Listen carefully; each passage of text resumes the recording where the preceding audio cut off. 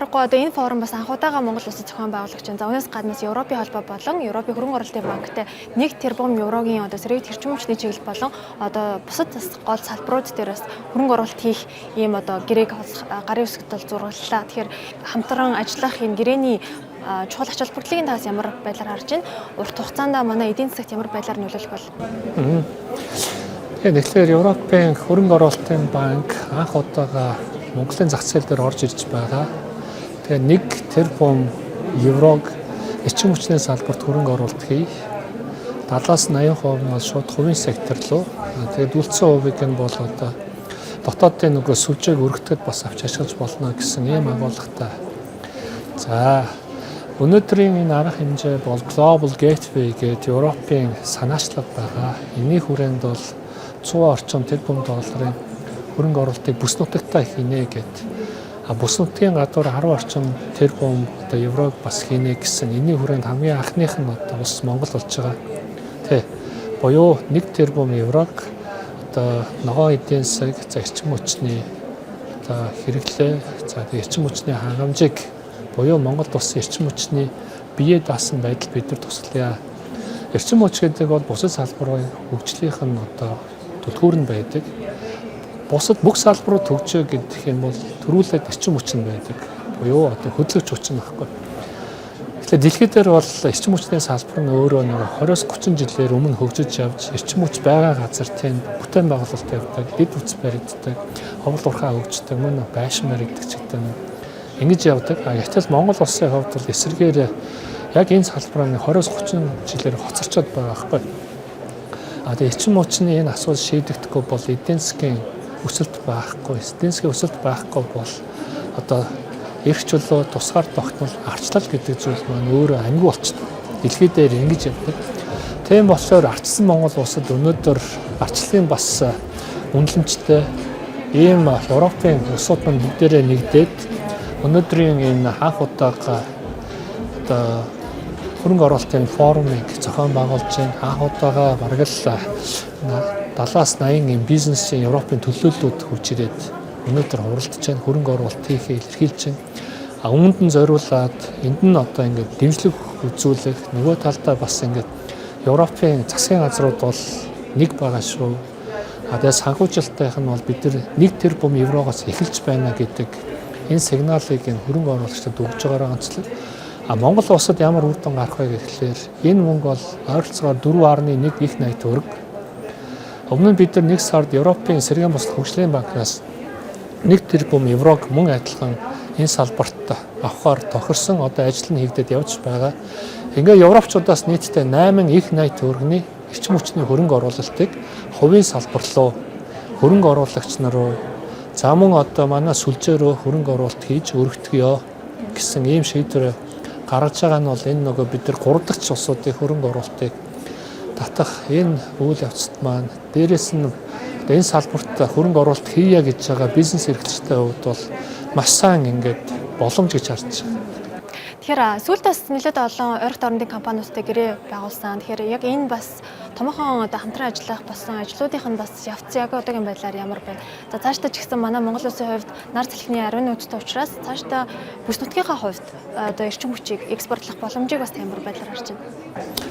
Тий, бид нар яг 1 жилийн өмнө эрчим хүчний экспортын асуудлыг ярихад иргэд маань жоохон ойлгодоггүй байсан. Одоо бол маш сайн ойлгож байгаа. Яагаад гэвэл Монгол улсын эрчим хүчний зах зээл нь өөрөө жижиг.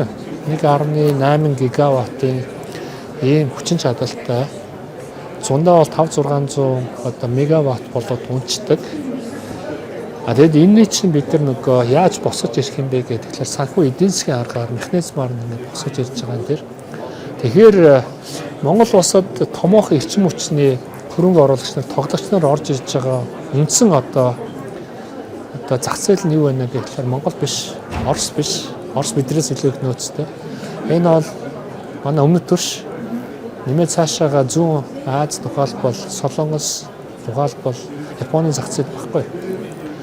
Тэгээд энэ маань яагаад өнөөдөр бид нар эрчим хүч экспортлох боломжтой болчихоо гэхээр хоёр нөхцөл байгаа. Нэгдүгээр болохоор технологи маш их хурдтай хөгжиж байна. Үр дүнд нь бол энэ хэмэл оюун ухаан дэлхий болгонд хэрэглээ болчихсон. Энэ маань өөрөө асар хэмжээний эрчим хүч. Эрчим хүч дотроо цэвэр эрчим хүч, ногоон эрчим хүч ашигладаг байхгүй. Тэгэхээр технологи ингээд хөгжөөд ялангуяа манай энэ зүүн Өмнөд Азийн орнууд, өмнөд төрш бүгдээрээ технологийн тэргүүлэгч улс болтон гэдэг зорилт тавиад явж байгаа тохиолдолд эдгээр улсад юу хэрэгтэй нь эрчим хүч хэрэгтэй байгаа. Гэхдээ яг тэр эрчим хүч байна уу гэхлээр хангалттай биш. Хоёр дахь шалтгаан нь Монгол улсдаг бол байна уу гэхлээр Монгол улсад өнөөдөр батлагдсанаар 2.6 тераватт ийм эрчим хүчний нөөц байна. Боломжит нөөц нь 14 тераватт. Гэтэл манай өмнөд түвшин суурлагдсан хүчин чадал 2 тераватт гэхгүй. Инхээр бид нар одоо цэвэр эрчим хүчээр энэ бүс нутгаа хангах, бүс нутгийн маш том тоглогч болох боломж байна. Яагаад гэвэл бид нар маш том газар нутагтай. Тэгээд далайн түвшнөөс өндөр түвшинд байдаг болохоор салхины хүчтэй. Энэ бол их хэмжээний цахилгаан гэсэн. Нарны хурц энэ чинь бас их цахилгаан гэсэн.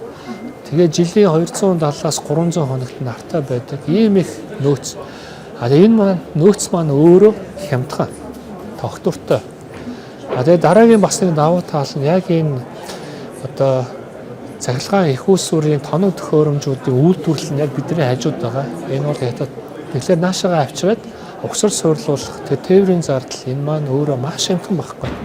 Ийм болохоор бид нар маш хямдганаар эрчим хүч үйлдвэрлэх бүрэн боломжтой. Харин хямдхан байгаа болохоор бусад улсууд руу экспортлох энэ боломж нэгдэж. За ийм их боломж байгаа болохоор өнөөдөр хөрөнгө оруулагчид өөрсдөө шийдвэр гаргаад байна шүү дээ. Засгийн газар гэхээсээ илүү бид нар урьж байгаа, ажиллаж байгаа. Тэр хүмүүс судалгаагаа хийгээд үнэхээр боломж байна гэдэг Акко Power гэдэг Сауди Арабын компани тухайлбал 10 гигагаас эхлэе нэмээд ногоон ус төрөгчийн төслөөр $5 тэрбум хөрөнгө оруулалт хийя. Энэ бол ирээдүй юм аа гэдэг. Яг ингэ явж байхад бид нар 4 сарын өмнө тухайлбал Нью-Йорк хотод тэр Bloomberg-ийн одоо эрчим хүчний санхүүжилтийн форум дээр маань бид нар ингээд очиж танилцуулга хийсэн.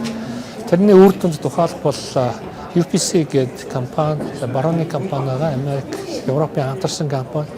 Энэ компани 2.4 гигаватт буюу $2 тэрбум хөрөнгө оруулалт хийя гэдгээ хийгээд судалгаагаа хийгээд одоо хөрөнгө оруулалтаа босгоод явж байгаа. Ингээд үр дүнд нь юу болж байна гэхээр гадны томоохон хөрөнгө оруулагчид Монгол руу хөрөнгө оруулахаа мэдэгдээд судалгаагаа хийгээд үр дүнд нь ямар ч байсан нэг 50-100 мянган ажлын байр бий болох нь ингээд судалгаагаар тогтоогчод байгаа юм. Инхлээр бид нар эрчим хүчний орон юм аа.